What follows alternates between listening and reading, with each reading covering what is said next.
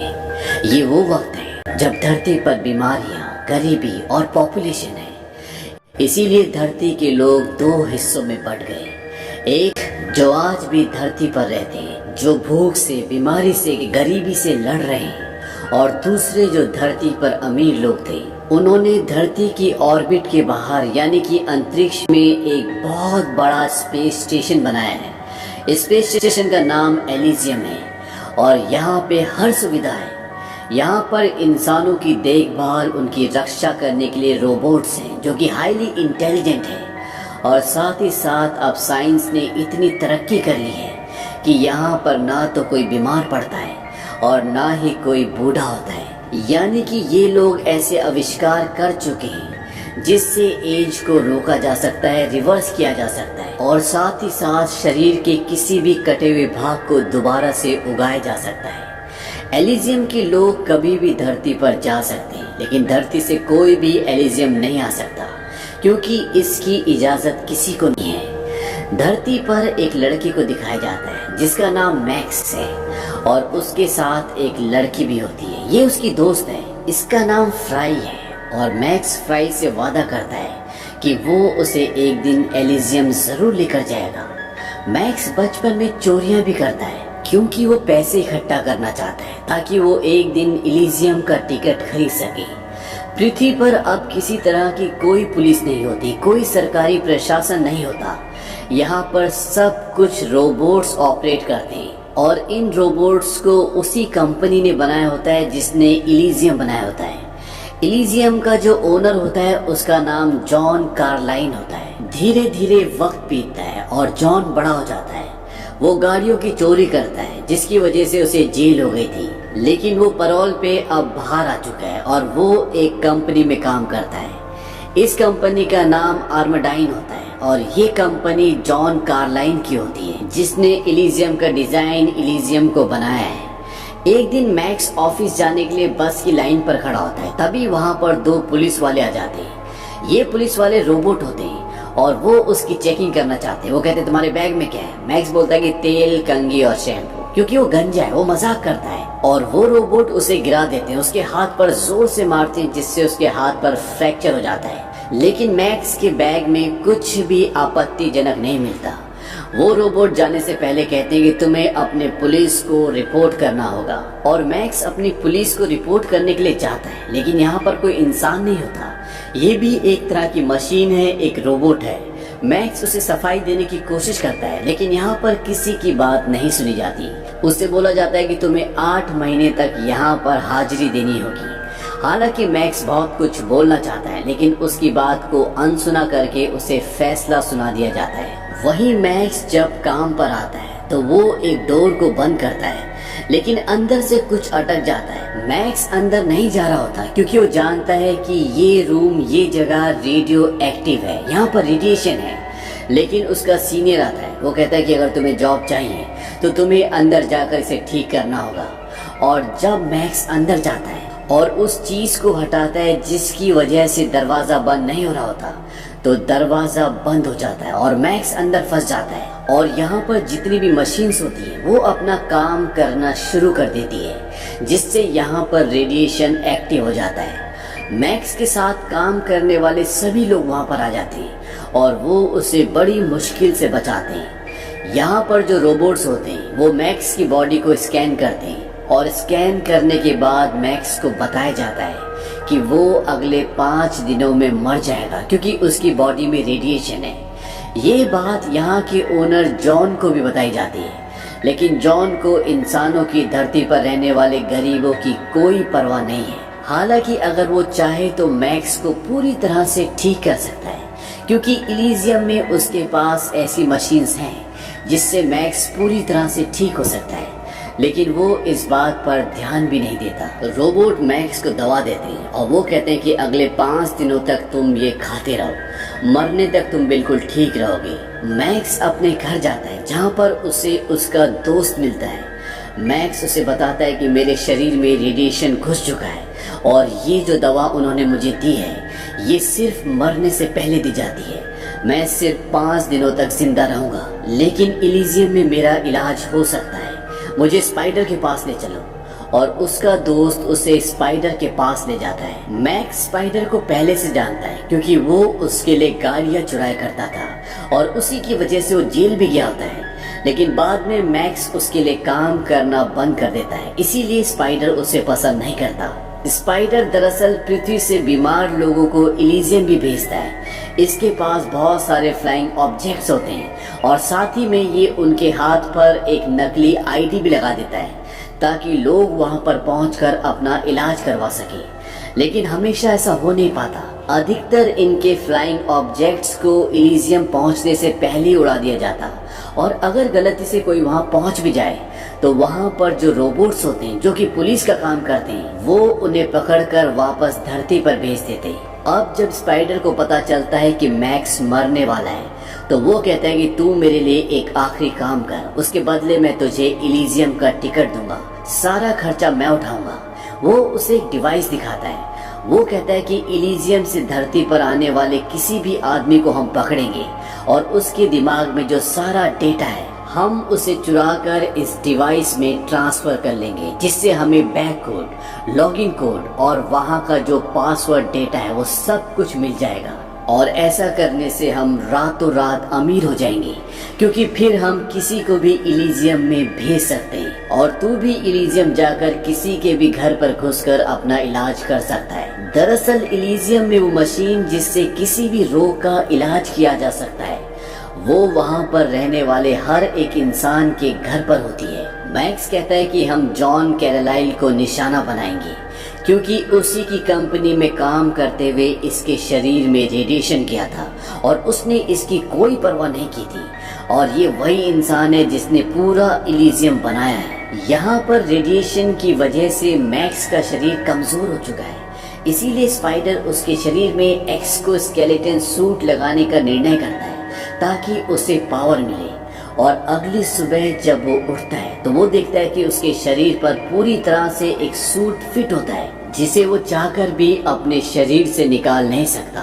और अब मैक्स के पास पहले से भी ज्यादा पावर है और ये सब के सब अपने काम को अंजाम देने के लिए निकल पड़ते हैं। वहीं दूसरी तरफ इलीजियम में दिखाया जाता है कि प्रेसिडेंट पटेल और कुछ और अधिकारी वहाँ की एक डिफेंस सेक्रेटरी को बुलाती है जिसका नाम जेसिका होता है और वो उसे कहते हैं कि कल पृथ्वी से हमारी तरफ 3 यान आए थे जिसमें से 2 को तुमने उड़ा दिया। इसमें 46 लोगों की जान गई जो कि मानवीय अधिकारों के खिलाफ है।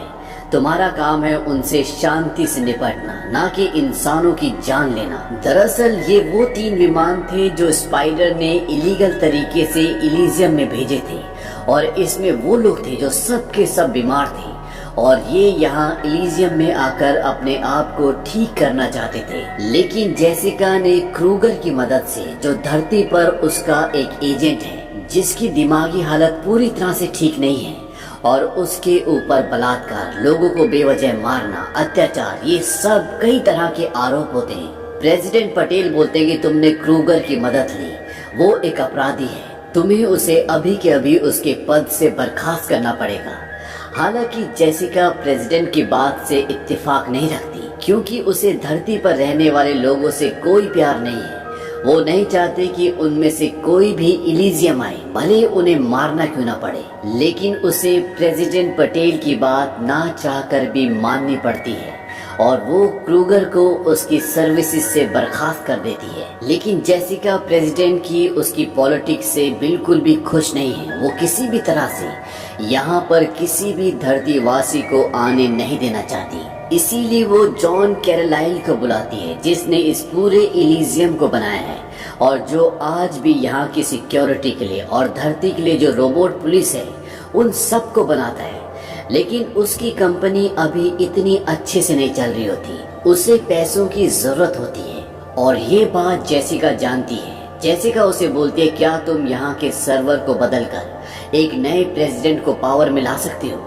वो कहता है, हाँ मैं ऐसा कर सकता हूँ, मैं एक रीबूट सीक्वेंस बना सकता हूँ, इस पूरे सिस्टम को बंद कर सकता हूँ और उस वक्त आप नए प्रेसिडेंट को चुन सकती हैं। वो कहते कि हाँ तुम अब बिल्कुल ऐसे ही करोगी और जब मैं प्रेसिडेंट बन जाऊंगी तो मैं तुम्हारे कॉन्ट्रैक्ट को 200 सालों के लिए रिन्यू कर दूंगी और यहाँ की सिक्योरिटी के लिए जो भी आर्म्स, जो भी रोबोट्स चाहिए वो सब तुम ही बनाओगे। जॉन कैरोलाइल की वर्कशॉप नीचे धरती पर होती है। वो हर रोज वहां पर जाता है और शाम को वापस इस जगह पर आ जाता है। अब वो धरती पर आता है और इस पूरे रिबूट प्रोग्राम को बनाता है, जिससे कि जेसिका के हाथ में पूरा कंट्रोल आ जाएगा। और इस पूरे प्रोग्राम को बनाने के बाद वो इसमें एक इनक्रिप्ट कोड लगाता है, जिसमें ये कंडीशन भी होती है कि अगर कोई इसे बदलने की कोशिश करेगा या बाहर निकालने की कोशिश करेगा तो उसकी मौत हो जाएगी। और ये सब करने के बाद वो इस पूरे प्रोग्राम को अपने दिमाग में डाल देता है और वहां से इलीजियम की तरफ निकल पड़ता है। वही मैक्स और उसके आदमी जो नीचे खड़े होते हैं वो उसके फ्लाइंग शिप पर निशाना लगाते हैं, जिससे वो क्रैश हो जाता है। और जब वो क्रैश हो रहा होता है तो इलीजियम में जेसिका को पता चल जाता है कि जॉन का फ्लाइंग ऑब्जेक्ट क्रैश हो रहा है। वो क्रूगर को कॉल करती है और वो कहती है कि तुम्हें उसकी रक्षा करनी होगी। क्रूगर कहता है कि मेरी एक शर्त है, तुम्हें मुझे दोबारा से नियुक्त करना पड़ेगा, यानी कि मेरा काम, मेरी जॉब मुझे दोबारा वापस देनी होगी। वो कहती कि ठीक है, और वो अपना एक फ्लाइंग ऑब्जेक्ट क्रूगर के पास भेजती है और क्रूगर वहां से उस तरफ निकल पड़ता है जहां पर वो क्रैश हुआ है। जहां पर क्रैश हुआ है वहां पर मैक्स और उसके आदमी पहुंच जाते हैं और यहाँ पे उन्हें जॉन कैरोलाइल के रोबोट से, जो उसके बॉडीगार्ड्स होते हैं, उनसे फाइट करनी पड़ती है। लेकिन वो उन दोनों रोबोट्स को मार देते हैं। और जब वो जॉन कैरोलाइल के पास पहुंचते हैं तो वो देखते हैं कि वो मरने वाला होता है। इससे पहले कि वो मरे, ये सारा का सारा डेटा मैक्स के दिमाग में जो डिवाइस लगा है उसमें ट्रांसफर करना शुरू कर देते हैं। जॉन उसे बोलता है कि तुम्हें पता नहीं कि तुम क्या कर रहे हो, और तभी वहां पर क्रूगर भी पहुंच जाता है। अब सारा डेटा मैक्स के दिमाग में ट्रांसफर हो चुका है, लेकिन इन्हें समझ में नहीं आता कि ये डेटा कौन सा है, क्योंकि ये वो डेटा होता है, ये वो प्रोग्राम होता है जिससे पूरा सिस्टम रिबूट किया जा सकता है और एलिजियम में जेसिका को नया प्रेसिडेंट बनाया जा सकता है। अब क्रूगर यहाँ पहुँचने के बाद सबको मार देता है और मैक्स को भी बुरी तरह जख्मी कर देता है, लेकिन मैक्स यहाँ से भागने में कामयाब हो जाता है। अब जेसिका क्रूगर को कॉल करती है। वो बोलती है कि वो मुझे जिंदा चाहिए और उसके दिमाग को नुकसान नहीं होना चाहिए, क्योंकि अगर वो मर गया, उसके दिमाग को नुकसान पहुंचा, तो वो डेटा जिससे कोई भी एलिजियम का प्रेसिडेंट बन सकता है वो पूरी तरह से नष्ट हो जाएगा। क्रूगर उसे पकड़ने के लिए निकलता है। वहीं मैक्स अपनी बचपन की दोस्त फ्रे के पास जाता है, जिससे उसने वादा किया था कि एक दिन वो उसे एलिजियम ले जाएगा। ये एक हॉस्पिटल में नर्स होती है और जब वो देखती है कि मैक्स बुरी तरह से जख्मी है तो वो उसे हॉस्पिटल के अंदर ले जाना चाहती है, लेकिन मैक्स मना कर देता है। वो कहता है कि अगर तुम मुझे वहां ले गई तो वो लोग मुझे मार देंगे। इसीलिए फ्रे उसे अपने घर पर ले जाती है, उसका इलाज करती है और अगली सुबह वो होश में आ जाता है। होश में आने के बाद मैक्स फ्रे को सब कुछ बताता है कि उसके साथ क्या क्या हुआ। वो बताता है कि मैं एलिजियम जाना चाहता था, लेकिन सब गड़बड़ हो गई, वहां जाके मेरा इलाज हो जाता। तभी फ्रे की बेटी आती है, जो कि अभी बहुत छोटी है, उसे कैंसर होता है। फ्रे मैक्स को बोलती है कि तुम इसे भी अपने साथ ले जाना ताकि ये ठीक हो जाए, लेकिन मैक्स मना कर देता है। मैक्स कहता है कि ऐसा पॉसिबल नहीं है, मेरे हाथ में जो एलिजियम की नकली आईडी है ये सिर्फ मेरे डीएनए से मैच करके मेरे लिए काम कर सकती है, ये किसी और के लिए काम नहीं कर सकती। और ये कहकर वो वहां से निकल जाता है। मैक्स के वहां से जाने के बाद वहां पर क्रूगर आता है। क्रूगर फ्रे से मैक्स का पता पूछता है, लेकिन उसे नहीं पता होता, इसीलिए क्रूगर फ्रे को और उसकी बेटी को बंदी बना लेता है। वहीं दूसरी तरफ ये दिखाया जाता है कि मैक्स स्पाइडर के पास जाता है।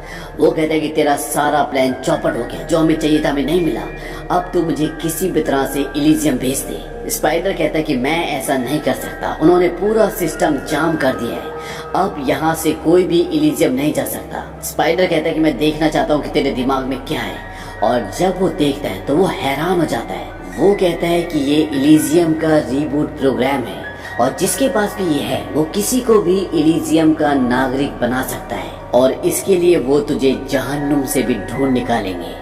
मैक्स को पता चल जाता है कि ये प्रोग्राम उनके लिए बहुत इम्पोर्टेंट है और वो वहाँ से जाने लगता है। स्पाइडर बोलता है कि अगर ये डेटा किसी गलत हाथ में लग गया तो हम कभी भी एलिजियम नहीं जा पाएंगे। मैक्स कहता है फिलहाल तो मुझे एलिजियम जाना है, और वो वहां से निकलकर एक खाली जगह पर जाता है। क्रूगर को उसकी लोकेशन का पता चल जाता है। क्रूगर उसके पास आता है, लेकिन मैक्स के हाथ में एक ग्रेनेड होता है। वो कहता है कि मुझे इलीजियम जाना है, अपना इलाज करवाना है, और अगर तुमने कोई चालाकी दिखाई तो मैं अपनी खोपड़ी उड़ा दूंगा। मुझे पता है कि मेरे दिमाग में बहुत इंपॉर्टेंट डेटा है। क्रूगर कहता है कि तुम चिंता मत करो, मैं तुम्हें ऊपर ले जाऊंगा। वो ऊपर जेसिका से बात करता है। जेसिका कहती है उसे यहाँ पर लेकर आओ। और जब मैक्स अंदर जाता है तो वहाँ पर वो देखता है कि फ्रे और उसकी बेटी भी होती है, और ये सब के सब अब इलीजियम जाने के लिए तैयार हो जाते हैं।